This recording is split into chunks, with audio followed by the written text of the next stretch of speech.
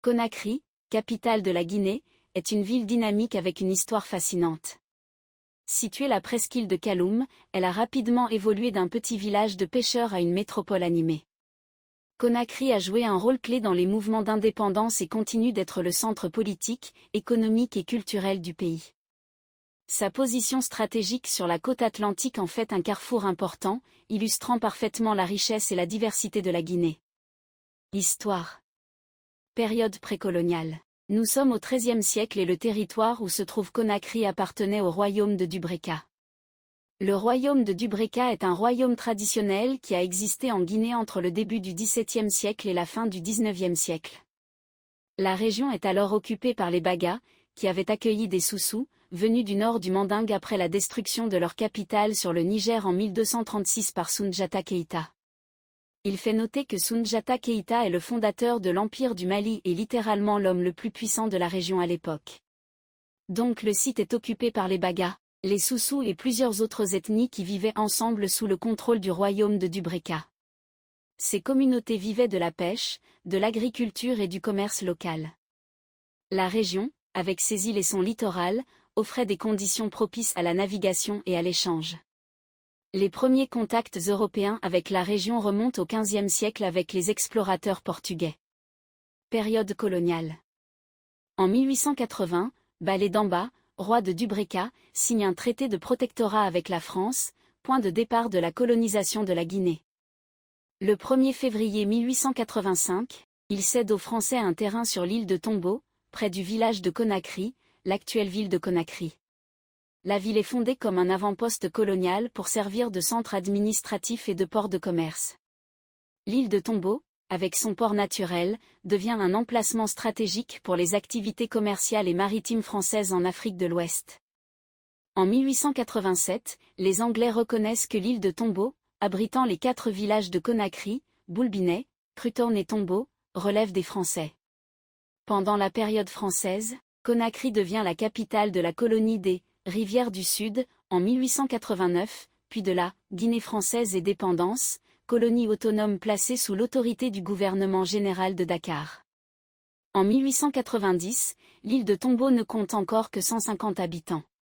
Sélectionné par les colons français pour sa capacité à accueillir un port en eau profonde, le site a fait l'objet d'un régime de développement extraverti fondé sur l'exploitation des ressources naturelles, notamment minières.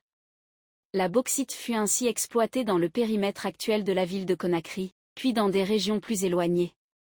En 1914, la ligne de chemin de fer Cancan, Conakry entre en service.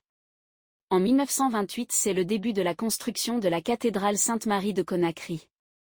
Dans la même période, la construction des bâtiments administratifs, des écoles et des hôpitaux verra le jour. La ville attire des populations de diverses régions, favorisant une croissance démographique et une diversité culturelle. Indépendance de la Guinée. Le 2 octobre 1958, sous la direction de Sékou Touré, la Guinée devient le premier pays d'Afrique francophone à obtenir son indépendance de la France. Conakry devient la capitale de la nouvelle République de Guinée. Cette indépendance est marquée par une rupture complète avec la France, qui retire son soutien économique et technique, plongeant le pays dans une période de défis économiques. Conakry, en tant que capitale, devient le centre politique, économique et culturel du nouveau pays. Sékou Touré instaure un régime avec un parti unique, le Parti démocratique de Guinée, PDG. Conakry devient le centre de cette gouvernance centralisée. Le régime mène des politiques de nationalisation et de collectivisation, cherchant à rompre avec les structures économiques coloniales. Cependant, ces politiques entraînent des difficultés économiques et une répression politique sévère. Conakry accueille également des révolutionnaires et des intellectuels africains en exil, devenant un centre du panafricanisme. De 1966 à 1972, l'ancien président ghanéen Kwame Nkrumah y vit en exil et y fonde une maison d'édition. Après la mort de Sékou Touré en 1984, un coup d'État militaire dirigé par le général Lansana Conté prend le pouvoir. Le régime de Conté, bien que plus ouvert aux réformes économiques, reste autoritaire et est marqué par la corruption et l'instabilité politique.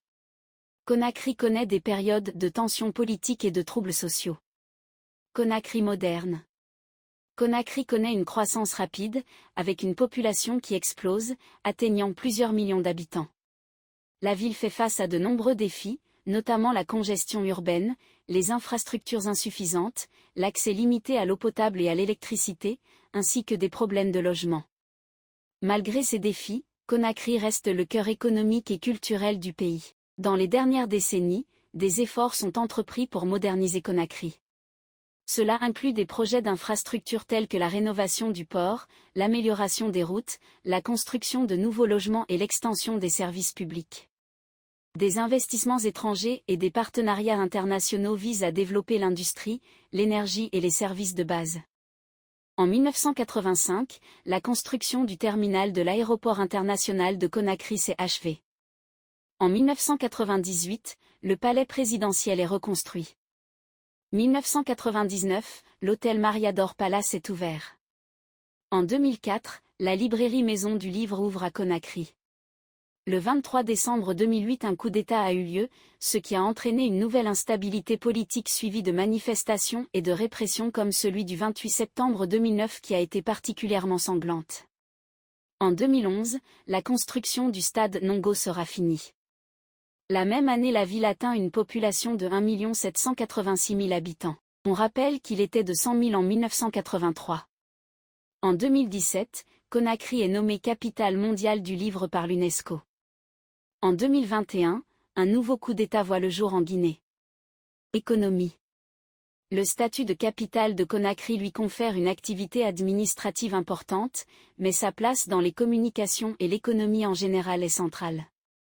Elle occupe une grande place dans l'économie guinéenne notamment grâce au port de Conakry, PAC. Un habitant moyen gagne en 2009 environ 600 000 francs guinéens mensuels, soit 65 €. La ville abrite de nombreuses usines Coca-Cola, boissons, topaz, peinture et plastique, ciment de Guinée, Diamond Cement, cimenterie, Kwaya eau minérale, savonnerie Diama, Toguna Industrie, engrais. Depuis 2006, de nombreuses compagnies de télécommunications se sont implantées comme MTN, Orange, Intercell, Sotelgui et Celcom. Le secteur bancaire s'est aussi développé ces dernières années avec notamment la Société Générale, Ecobank, Bisigi et la Banque islamique. Les mangroves entourant la ville forment un paysage ressources aménagées, notamment à l'ouest et au nord-est de la ville, afin de permettre l'agriculture, notamment la riziculture, l'exploitation du bois, et la saliculture. Ainsi, c'est l'ethnie Baga qui récolte historiquement le gbora malais, le riz de mangrove en soussou, selon la technique de la riziculture pluviale. 8,5% des Conakrykas pratiquent l'agriculture dans les bas-fonds et les mangroves défrichées situées autour de la ville. Ils pratiquent le maraîchage lors de la saison sèche et la riziculture lors de la saison des pluies. Cependant, l'extension de la tâche urbaine menace ces territoires consacrés à l'agriculture. À la fin des années 1990, les zones agricoles à Conakry ne permettaient pas d'atteindre l'autonomie alimentaire. Les défis de Conakry. Conakry, la capitale de la Guinée, fait face à plusieurs défis majeurs. L'urbanisation rapide entraîne une expansion désordonnée et une pression sur les infrastructures, notamment les routes, l'eau et l'électricité. La gestion des déchets est insuffisante, causant des problèmes environnementaux et de santé. La congestion routière et le manque de transports publics efficaces aggravent la situation. Les problèmes économiques, dont le chômage élevé et la prédominance du secteur informel, persistent. L'accès au logement, à l'éducation et aux soins de santé reste limité. La sécurité urbaine et les impacts des changements climatiques posent également des défis. Pour résoudre ces problèmes, des politiques de développement durable et une meilleure gestion des ressources sont nécessaires, avec une collaboration entre le gouvernement, les organisations internationales et les communautés locales. En conclusion, Conakry est bien plus qu'une simple capitale, c'est le reflet de l'histoire et de l'évolution de la Guinée. De ses débuts modestes en tant que village de pêcheurs à son statut actuel de métropole vibrante, Conakry incarne la résilience et l'adaptabilité. Ses rues et ses monuments racontent les luttes pour l'indépendance, les défis du développement post-colonial et l'esprit dynamique de ses habitants. Aujourd'hui, Conakry continue de se transformer, accueillant les innovations tout en préservant son riche héritage culturel. Explorer Conakry, c'est plonger au cœur de l'âme guinéenne, où passé et présent se rencontrent pour façonner l'avenir.